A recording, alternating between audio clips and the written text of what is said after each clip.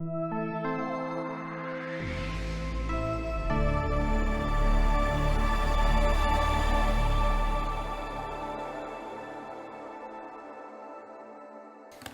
afternoon to everyone.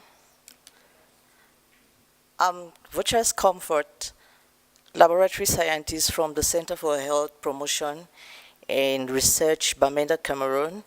I'm presenting on behalf of the DIAMA Consortium and my co-authors who authored this work. I have no personal conflict of interest to report. So as we already know, rifampicin-resistant TB affects 410,000 people globally, as reported in the Global TB Report in 2023. And we know that rifampicin is a key drug for effective treatment of TB, leading to relapse-free TB treatment. WHO recommends in the WHO Consolidated Guidelines to test all people diagnosed with TB at initial testing with a WHO recommended rapid diagnosis. Rifampicin resistance is caused by mutations in the rpoB gene, which are associated with different fitness loss and different level of resistance. Some of them are missed on phenotypic DST, while some of them are outside of the rifampicin resistant determining region, which is the 81 base pair target region of the rpoB gene. So here I'll be just describing a little bit about the rpoB mutation causing rifampicin resistance. The gold standard currently for rifampicin resistance in the rpoB gene is the classical sequencing and the targeted next generation sequencing, as was presented earlier. And this whole genome sequencing looks at the rpoB mutation in the whole of the rpoB sequence. In this region, we have a region which is popularly known as the rifampicin resistant determining region, where most of the common mutations are frequently determined.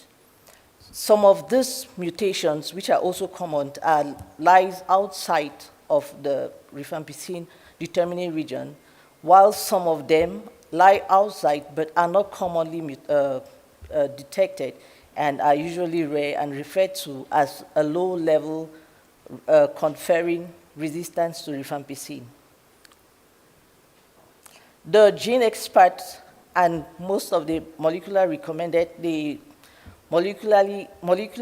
recommended diagnostics like the gene expert detects the rpoB in the rifampicin resistant region. And some of the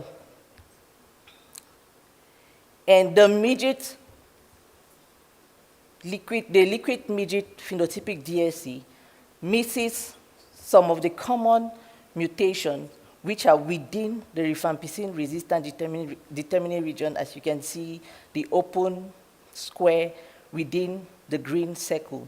The green circle is identifying for us those rpoB mutations that are detected on the molecular WHO recommended diagnosis, like the expert, while the red squares are those which are outside of the rpoB gene and are missed by the molecular WHO recommended diagnosis like experts.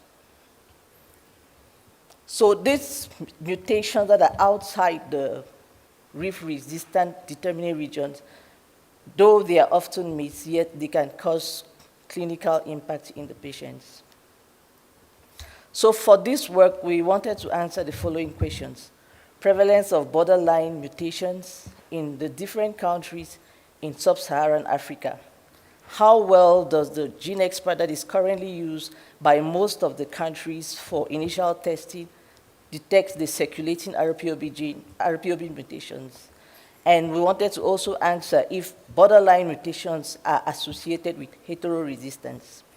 Are borderline mutations more commonly seen in pairs or as single mutations, which will probably be indicating that there is selected ongoing rifampicin drug pressure? are strains with borderline mutation less likely to grow on primary isolation. In this study, as I said, I'm presenting on behalf of the JAMA Consortium. The JAMA Consortium constituted of 9 countries. We have Benin, Cameroon, the Democratic Republic of Congo, Ethiopia, Guinea, Mali, Nigeria, Rwanda, Senegal. And we also had partner institutions like the ITM Belgium, Genoscreen France, and the WHO TDR Geneva.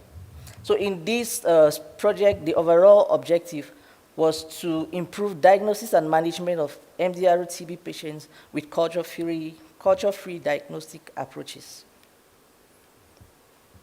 For the recruitment of the participants in the study, consecutive rifampicin-resistant TB patients were recruited with the baseline results from expert MTB-RIF. And because the study started when there was only expert MTB, and many sites transitioned when the Ultra was also endorsed, there was a mix of expert MTB-RIF and Ultra being tested during the study. Equal numbers of retreatment patients with rifampicin-susceptible TB were also enrolled in the study to be able to maximize or detect if there were some rpoB mutation not detected on expert during the analysis. We used the sputum to perform the targeted next generation sequencing using the diplex. And the sputum were cultured. So for diplex, only those with the smear positive sputum were tested. And we cultured the sputum, and those with an isolate were used for proportion method DST. Some sites had the liquid midget DST, while others had just the low-intensity proportion method DST, and also whole genome sequencing. So in this study, we had 3,356 participants with baseline expert test positive. And from this number, rpoB mutation from diplex on this positive sputum, we had 1,662, and 1,052 of them had the rpoB mutation. We also had rpoB mutation from 203 people on whole genome sequencing, and these were the people who only had whole genome sequencing because they were not able to have a diplex sequencing. And we had 12,030 participants with no results for either diplex or whole genome sequencing because they were negative on sputum, or we were not able to recover the culture for the whole genome sequencing. 1,036 of these participants had a proportion method DST done, either on low-intensity media or the liquid media, midget. So in this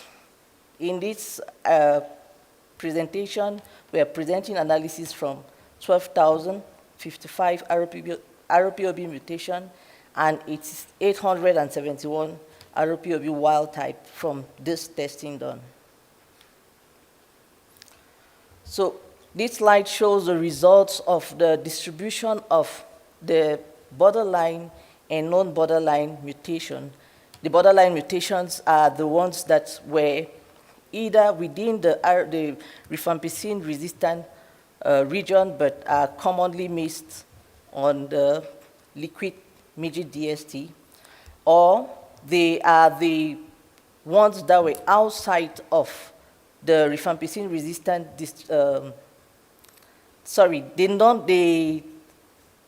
or they were outside of the rifampicin-resistant region, but they are missed by experts.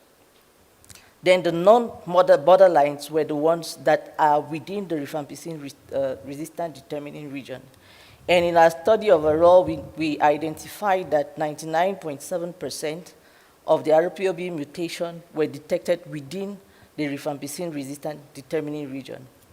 Overall, 15% rpoB mutations were detected as borderline mutations. And in this study, we detected 170 borderline rpoB mutation, which is the one that is usually missed by the expert because it is outside of the rifampicin resistant determining region. But the good news is that the percentage overall was encouragingly low in these 9 countries. So in this diagram, we can see the percentage, the proportional distribution of the prevalence of these rpoB mutations, the borderline and the non-borderline. The borderline as a proportion of total mutations that were detected. So the prevalence ranges from 4% to 29% across these 9 countries. So trying to answer the question of whether rifampicin, whether rpoB mutation, the borderline mutation increase the likelihood of heteroresistance, we noticed that in this data, the rpoB borderline mutations slightly increased the likelihood of heteroresistance amongst bacterial strains, among individuals with bacterial strains less than 85% proportion of heteroresistance. But this likelihood was not statistically significant according to the analysis.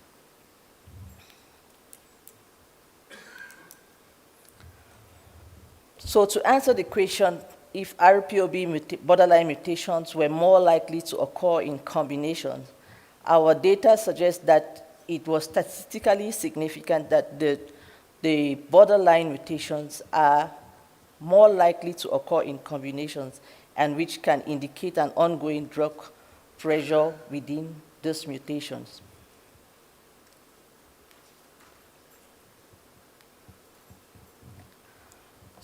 So to answer the question if rpoB borderline mutations were detected by expert, MTB-RIF, or ULTRA, we noted that borderline mutations, we had a 7% that were not detected on expert, that were missed on expert. And the non-borderline, we had an 8% that were missed on expert. So overall, we see that there were 5 of the mutations that are outside of the rifampicin determining region, the V170, which was detected, and 4 of them were occurring as single mutation, while 1 was occurring as a combination mutation. And amongst the borderline mutations, we noted that there were some that were missed by the expert. However, these were combinations with other mutations, and this was at a variance less than 25% proportion.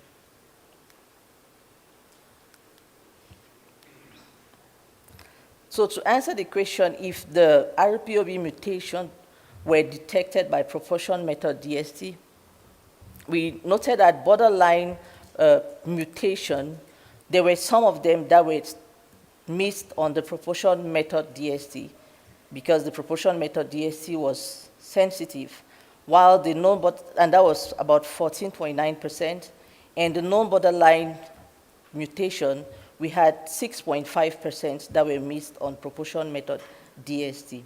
So the borderline that were susceptible on proportion method DST, we have 14 of them that were occurring as single mutations. And we had 1 that was occurring as a solo mutation, but was resistant on the duplex and whole genome sequencing. And we also had 1 that was susceptible on phenotypic DST, that was resistant on phenotypic DST, but resistant, on expert, but susceptible on phenotypic DST. So for non-borderline phenotypic DST that were susceptible, we have 2 that were duplex and whole genome sequencing expert resistant. We had 5 that were expert and duplex resistant, but the phenotypic DST was susceptible. Were missed on phenotypic DST.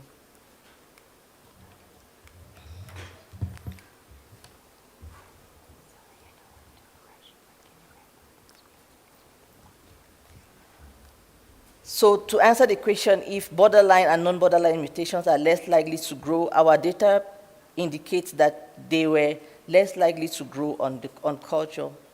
In conclusion, although borderline mutations were relatively common across the 9 African countries, we noted that experts detected most of the borderline mutations very well and only missed about 4 of the V170F, which is not really, which is a minor issue amongst the participating countries.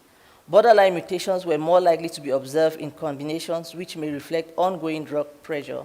Borderline mutations were 2.7 times less likely to be culture positive compared to wild-type samples, highlighting the additional need for culture-free approaches to detection of rifampicin resistance. Thank you.